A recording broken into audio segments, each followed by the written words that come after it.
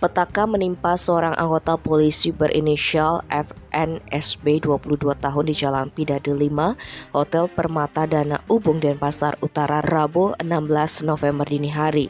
Diduga gara-gara bermasalah dengan wanita open BO, ia menjadi sasaran penusukan. Informasi yang dihimpun koran Bali Express Jawa Post Group terungkap peristiwa berdarah ini berawal dari korban yang mendapat tugas jaga di Aston Hotel terkait KTT G20.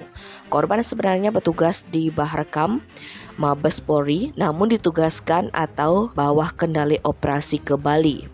Di Bali, korban memesan seorang wanita pekerja seks komersial berinisial EKDS dan menentukan tempat di Hotel Permata Dana kamar 37. Namun ketika bertemu, oknum polisi itu membatalkan bookingan dan meminta uang kembali, sehingga LKDS berteriak dan didengar oleh pengunjung lainnya.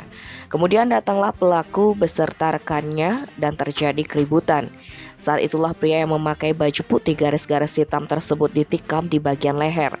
Akibatnya FNSB tumbang bersimbah darah.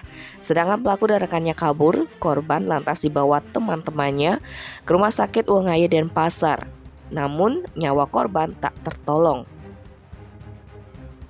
Kasih Humas Polresta Denpasar Ibtu Ketut Sukadi yang dikonfirmasi mengatakan masih mengecek informasi tersebut. Tim Bali Express melaporkan.